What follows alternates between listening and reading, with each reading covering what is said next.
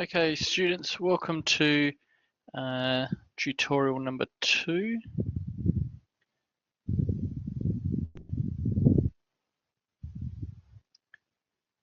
So this is tutorial 2, which is covering load, stress, and strain. And this particular tutorial, what we had was a blade and yoke with a pin connection, and it was undergoing a tensile load of 100 kilonewtons, trying to pull it all apart. And what we had to do is find out a few things. First of all, we had to find out the failure modes.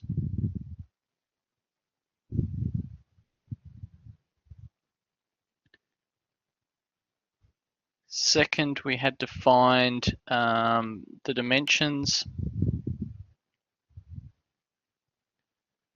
of critical sections, which you'll see shortly, based on some material data that we had. And what we were given is the diameter of a test sample, which is 12.5 millimeters, the length, which was 50 millimeters, and we're also given the elongated load, which is in kilonewtons, and we're given a data for that in a table, which you can see in the tutorial sheet, and the elongation, which is in millimeters. It's again a series of data for that in a table. And the third one is quite easy. I'm not going to go through that. It's self-explanatory in the tutorial solutions, but probably the most important are these first ones. So the blade and yoke connection, it looks something like this.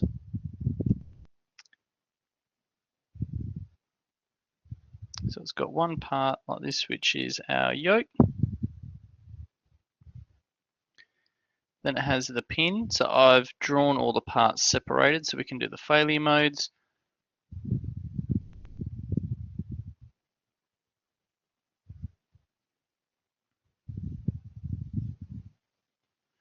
Like so.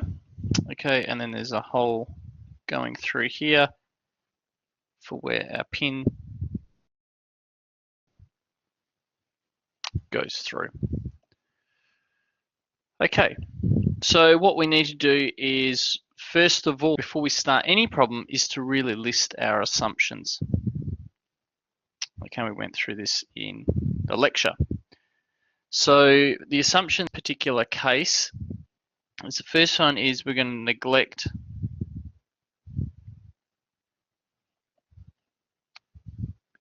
the weight of the parts.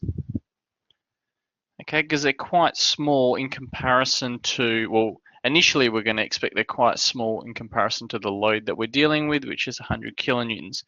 Once you actually size the parts, if they look like they're substantial, you'll then think, well, hang on, the weight is going to be quite substantial, so relative to the load, so you may want to incorporate it, but you would have to do an iteration of that. You would have to assume, first of all, there's no weight, because if not, this makes it really complicated to start with.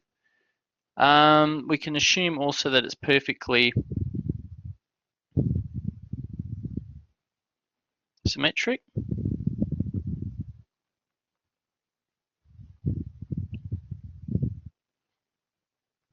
Okay. Third, we can say that the load is divided evenly, okay, across the different parts. Obviously, that's following a bit from our second point about the symmetry. Fourth one, we'll say we've got the distributed loads are really considered point forces. So they're just really acting in one location, not distributed. And number 5, we're going to assume that the parts do not deflect. So our dimensions that we're dealing with are staying constant throughout the calculation. Okay, and the last one, we're going to assume that we have neat tolerancing, tolerance or fit between parts. So in other words, there's no slop or anywhere where dimensions could be altered or forces acting in different spots. So now what we're going to do is go through and find the different failure modes. So these are locations where the part can actually fail. So one of the first ones is here, okay? And so this one is the rod can actually break in tension. Okay, and that also occurs here as well, because they're assumed to be the same size. Second one, well, I'm missing a illustration here. I should draw this from a side view as well, so it should be up.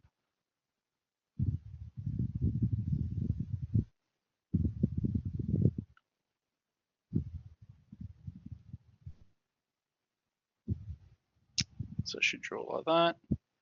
This is the pin, and then this is the blade.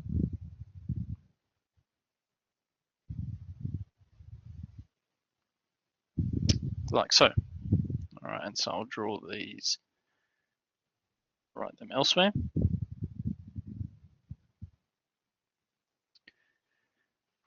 So the first one is our rod tension. Our second one is this area here can break, which means that the yoke can fail in tension around the hole. The same thing can occur on the blade.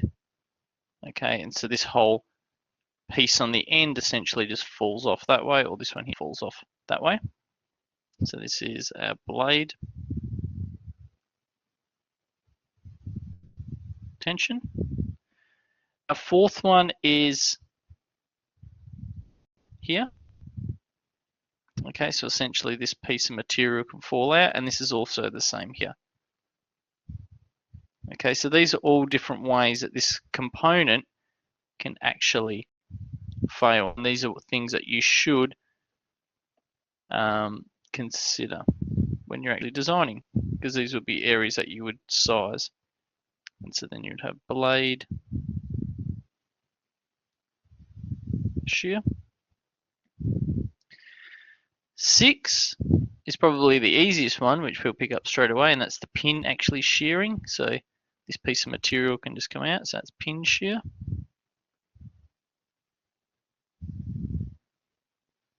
7 is actually the hole. So I should label it 6. Bruising. Okay, so with a lot of load on it, the actual hole will change shape and will no longer be circular, but will be more elongated. So that is our 7, so that's our yoke hole pressure. And then 8 will be the blade hole pressure. Okay, so that's the pressure load on the hole causing it to deform. So that's really our different failure modes. Okay, and these are generally quite hard to find when you're looking at a part. So that's why I make the analogy of components being very compliant, very soft, and so then when you actually start to load them, where they deform, okay, is generally an indication of where some loads are going through your component, and also where the component might actually be quite small in size or geometry, so it could be where the part will fail. Okay, but you need to really identify all potential failure mode locations, because this here could dictate where part fails. If you omit one or miss one, and the part fails there, it could be quite big, okay, because you've missed a particular spot where a part could fail. So there's some critical dimensions which have been labelled on this particular sketch. I'll do this in a different colour so it's a bit clearer.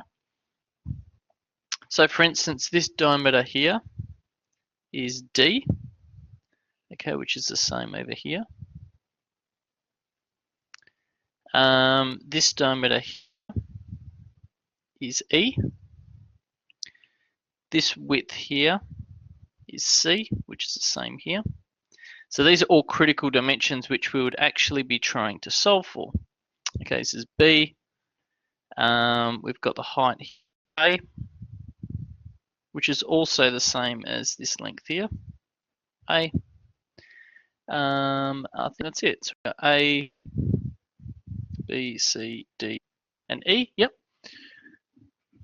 Okay, and obviously the blade we're going to assume has got the same as well, so that's A. And this is A.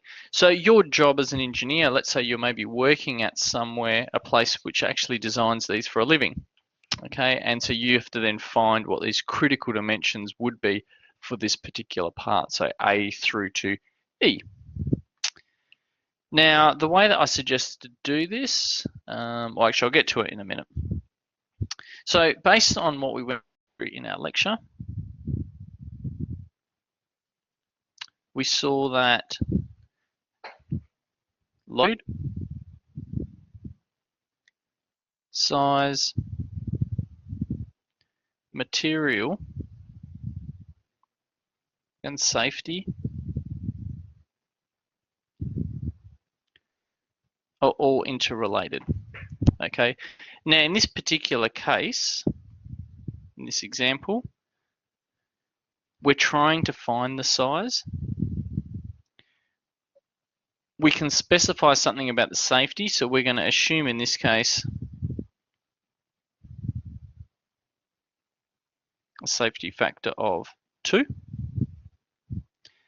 Our load, we know that it's 100 kilonewtons. Now what we don't know though is something about the material. We don't know how strong the particular material is that we're dealing with. So that's something that we need to go through and try and find out, because when we're actually sizing components, we can calculate the stress on a component, that's our force divided by our area. And so our load comes into it through here, our size comes into it in our area, okay, and then this gives us our stress, what the actual component is experiencing from a stress point of view. But how much stress can the component experience? Well, if you remember back from our lecture, we had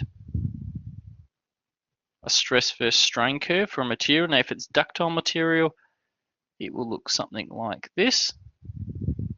Okay, and this particular point here is what we call our yield strength. Note, this is S for strength, okay, and this is sigma for stress. Stress is something which the component will experience, okay, so this is based on environmental conditions. It's really based on external factors. Strength, on the other hand, is material based. This is what the material can withstand, okay. This particular point here is a yield point. If you go beyond this, okay, so you load your component with enough stress that goes beyond its yield, what happens is, if you, let's say, go to here, get the load off, it then returns back here and we'll have some permanent strain, okay, and this is extremely bad. We don't want this. So what we want to do is work within what we call the linear elastic region in here. Okay, so you can load your component up to here, for instance. It will experience some deformation, which will be equivalent to this amount. You take the load off, it will return back to 0 deformation, which is good. Okay, the gradient of this is E, a modulus elasticity. So what we want to do in this case is we want our stress on our component to be somewhere within this region. We want it to be below our yield. Okay, so you'll see more of this in the next lecture, in lecture 3, but our safety factor is our material strength divided by our stress. Okay, so if this was 200, our yield strength with a safety factor of 2, our stress that we're designing our component to should be 200 divided by 2 should only be 100. Okay, so that's the basic principles how it works. It's much more complicated than that, but we'll cover that in lecture 3. But for this case, and this example, this is all we really need to know. So if we want to now work out how much stress we want to put on our component, okay, so from this, our stress allowable, how much we can put on our component, that's equal to our material yield strength divided by our safety factor. Okay, now that's only specific to this problem. Okay, if you're dealing with brittle situations or non-linear situations, this does not apply. And we'll go through that in lecture 3. But because this is a ductile problem, and it's also within our linear elastic region, this particular equation applies. So this allowable then can go into here, and then what we can do is, because we know our load, we can then back calculate what our size will be, or our area. So there's one thing that we're really missing, because we know our safety factor, we don't know what our material yield strength is. Now what we've been given though is some data. Okay, what we've been given is our load data, which is in kilonewtons. We've been given our elongation in millimeters. Now we also have been given our diameter of our part and also the length of our part.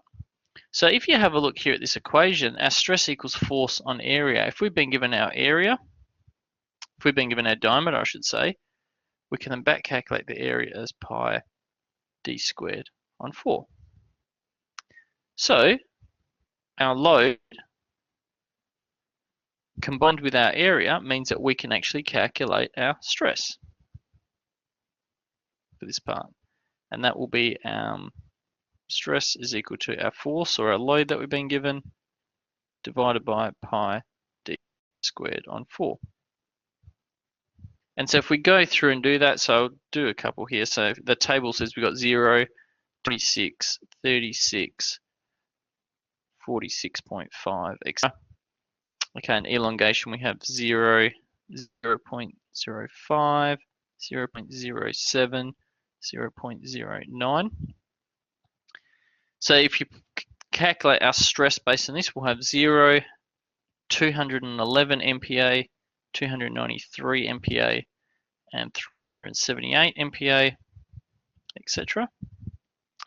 And we can also then calculate our strain based on our elongation, because our strain is simply equal to our elongation, our deflection, divided by L. So this one gives us that. So this will be 0, 0.1, 0.14, 0.18, etc. And so what we can do is, now we have our stress and strain, we can actually plot those. So you have your stress, your strain. So if you would put these in, say, Excel, you can actually do a table, grab this table in Excel and do a plot from it. And what you find, you have data point that looks something like this. Now, you would know from the lecture I mentioned, I think it was the second or third last slide, that our modern materials, we don't actually have a really distinct yield point like this, where there's a very clear change in direction. And in fact, in reality, they reflect something more like this, okay? And so finding modern steels and their alloys reflect a curve more like this, where there is no distinct yield.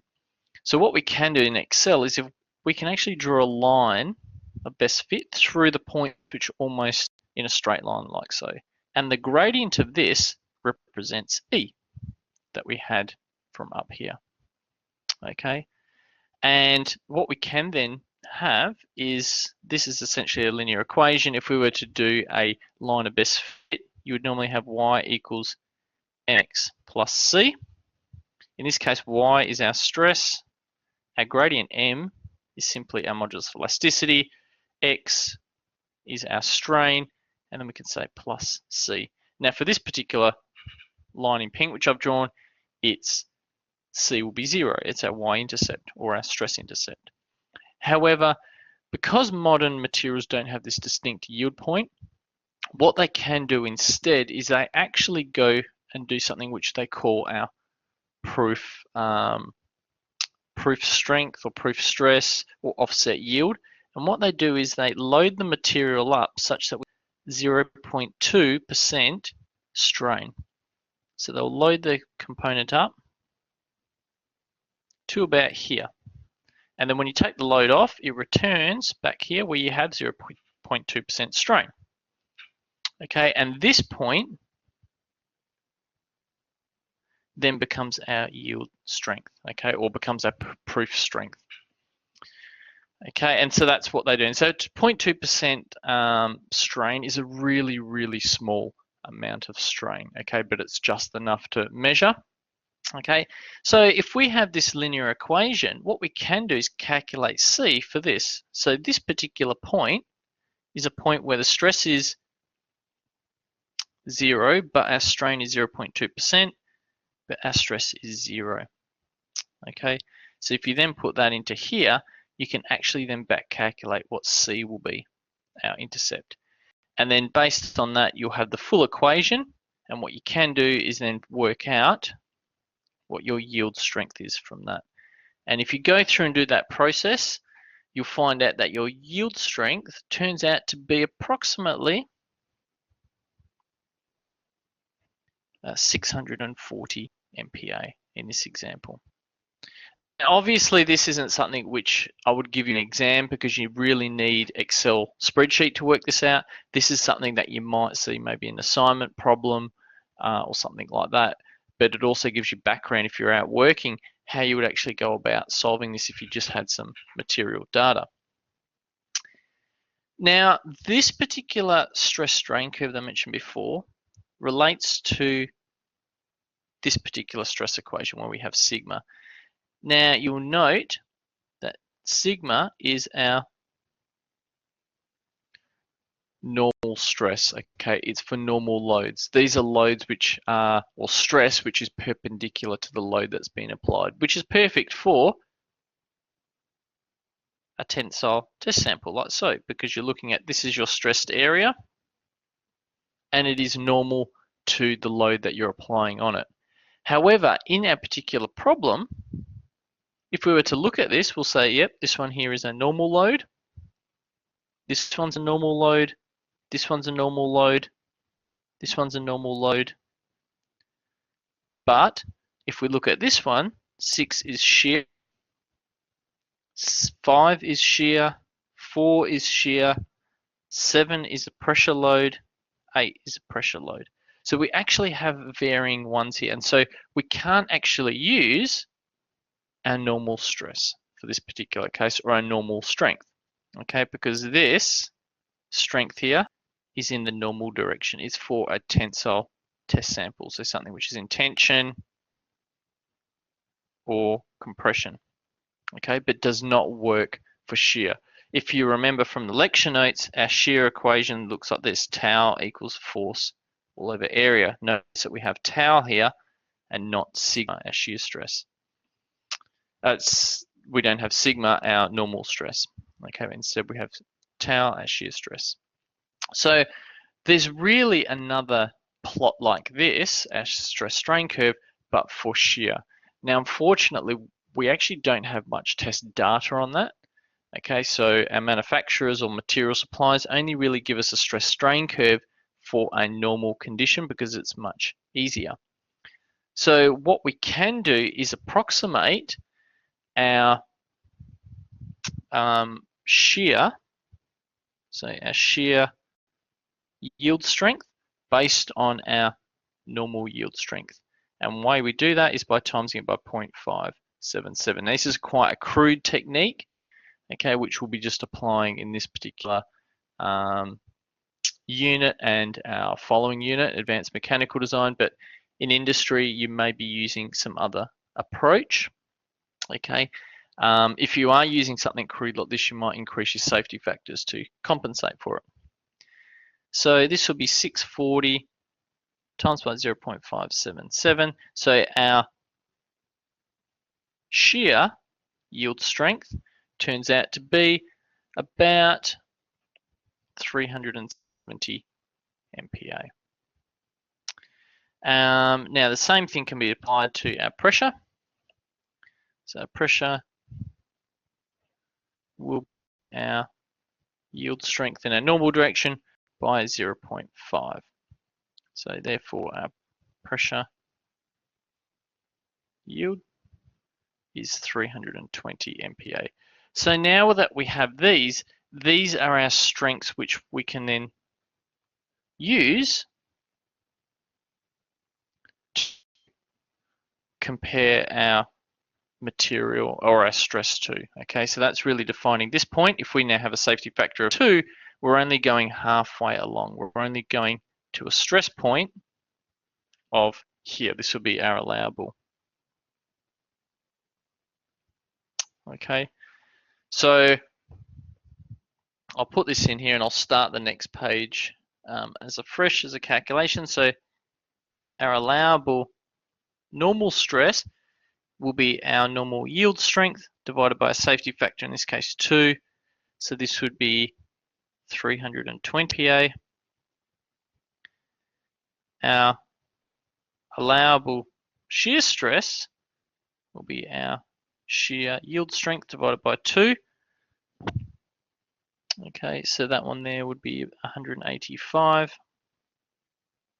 MPa. And then our pressure allowable will be our pressure yield divided by 2. So this will be 160 MPa. So these numbers here are maximum stresses, design stresses that our component should experience. And this will allow us to have a safety factor of 2 against yielding, a point where the component won't return to its original shape. So now that we've got the strength, okay, so we calculated the strength, we know our safety factor, we now calculate our allowable, we can then put that into here. We know the force, so we now can then back calculate what our area is. Okay, and once we know our area, then we can calculate the size of our components. Now, with this, what you have to do is go through step by step and do calculations for each one of our different failure modes. Okay, so I'll step through the first few and then I'm just going to put down some of the equations. Okay, now with these equations, I'll leave them in variable form, and the reason why is because if you're doing, let's say if you're designing lots of these, okay, in industry and whatnot, there could be some changes that come through. Like there's a load for 100 kilonewtons that we're designing this for, but that could easily change. Your client could say, oh, it's 150 kilonewtons, or I've dropped it down to 50. And so then you want to update it quickly. And having these calculations built in a spreadsheet will allow lots of flexibility. I can't stress enough, for your major assignment, probably doing the same thing is very important, because what will allow you to do is that as you make changes and your design starts to iterate, you can then go through and actually update these very quick, because you'll see it when I start working through this is actually quite a few calculations, and you don't want to be doing this by hand because it will take a long time. So the first failure mode I'm going to do is the rod tension. Okay, and so our area equals pi d squared all over 4.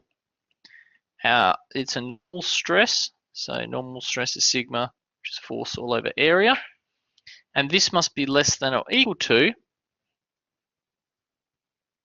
our allowable stress.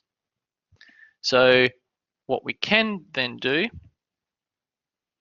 is say substitute our area in for A, and we rearrange the equation, and our diameter should be greater or equal to 4F all over pi allowable, sigma allowable square root. Okay, and so now here you can see our diameter is a function of the load that we're putting our part on and also the allowable stress. That is one of our equations.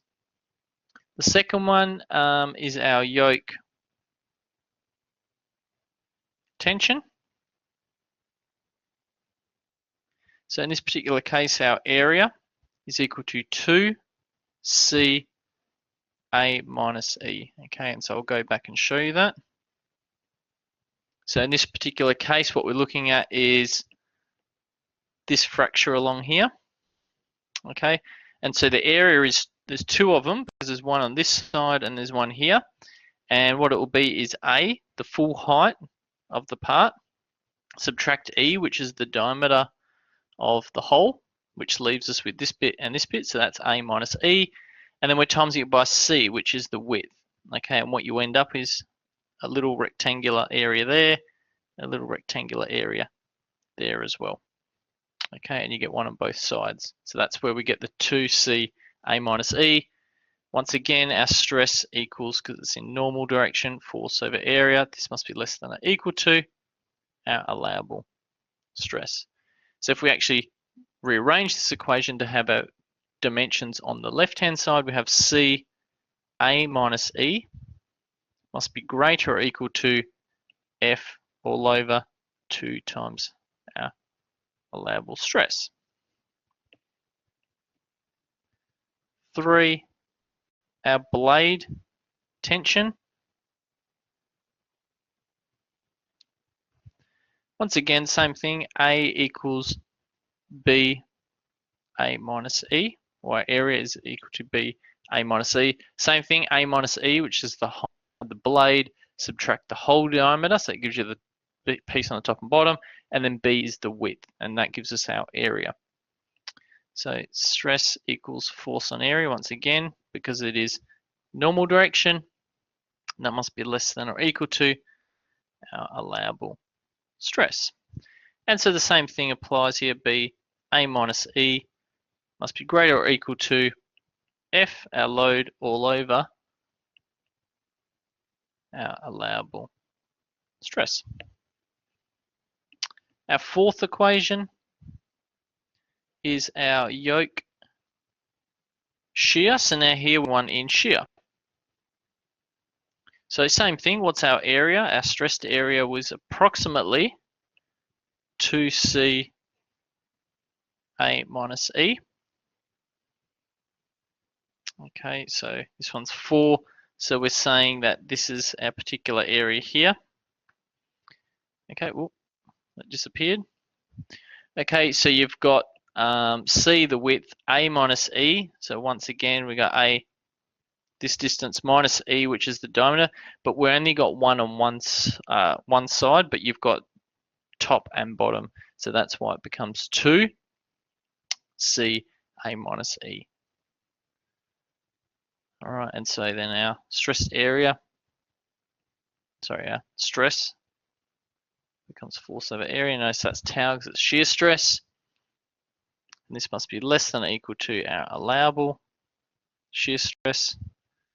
So then we have C times A minus E must be greater or equal to F all over 2 times our allowable shear stress.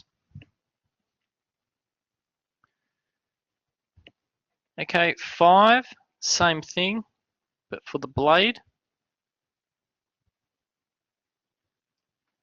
Okay, so our area is approximately equal to B A minus E.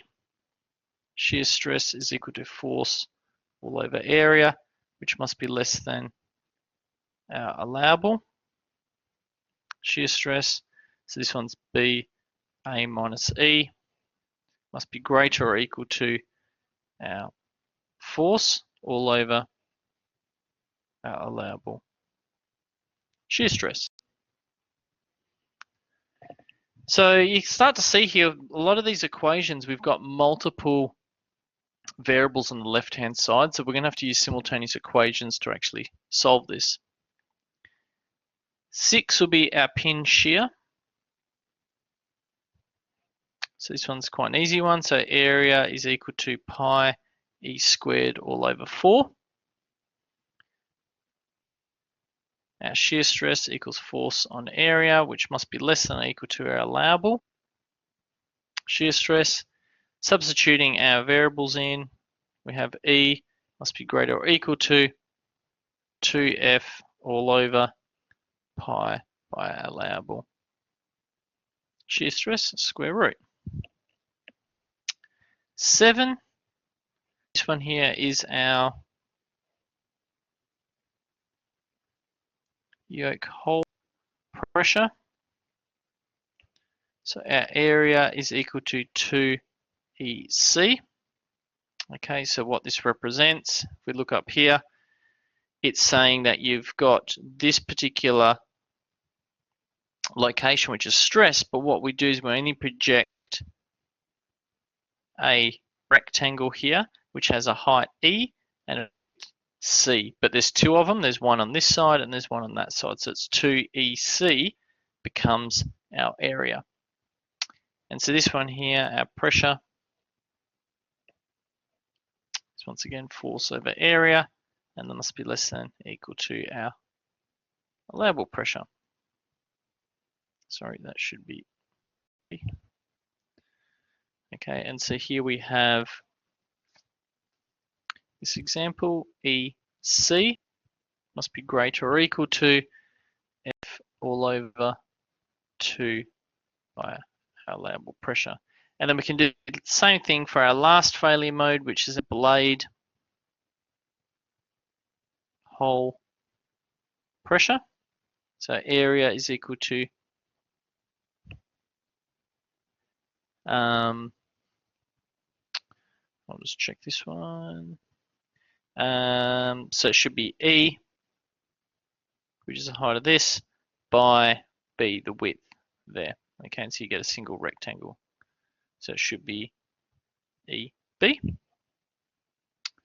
Okay, and so our pressure equals force on area, which must be less than or equal to our allowable pressure. So then EB is greater or equal to F all over our allowable pressure.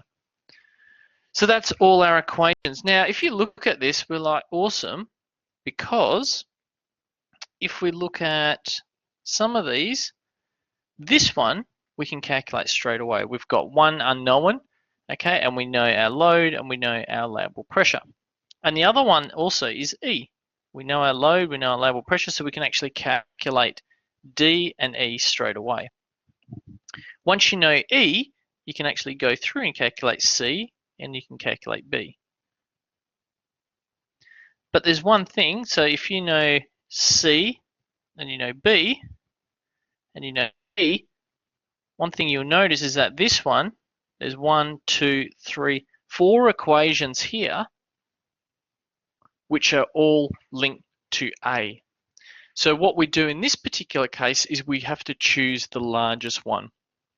Okay, because if you choose the smallest one, what's going to happen is the failure mode, which is a much larger one, is then going to fail. But what happens if you choose the larger one and there's a failure mode which requires it small, it's just going to have a higher safety factor and be safer. So if you go through and solve this, we find that D equals pretty much 20 millimeters. You do this, you find that E is equal to about 19 millimeters. We can go through and calculate here C is equal to about 20 millimeters. And then here B is equal to, that should be C, it looks like an E. B turns out to be about 35 millimeters. And if you substitute that in here, what you find is that in this one, A needs to be 28 millimeters. Or actually, these could be in the wrong order. Sorry.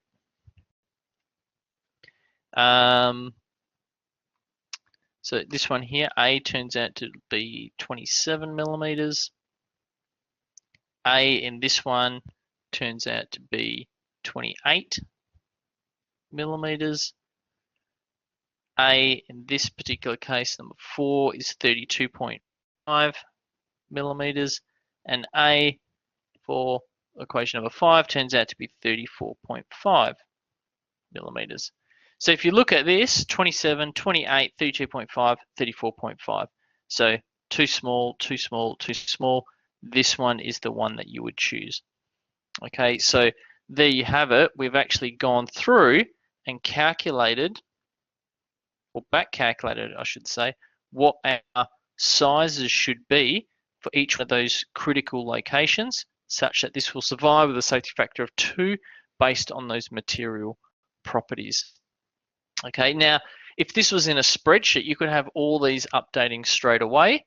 And then what you could do is update your force to whatever number, and all of these dimensions would then update automatically, which is very impressive and makes it very fast, because the last thing you'd want to do is all those calculations once again. So that concludes tutorial number 2. You'll see a lot more about safety factors in the following lecture, so lecture number 3, and we'll do some more work on stresses as well. Thank you very much.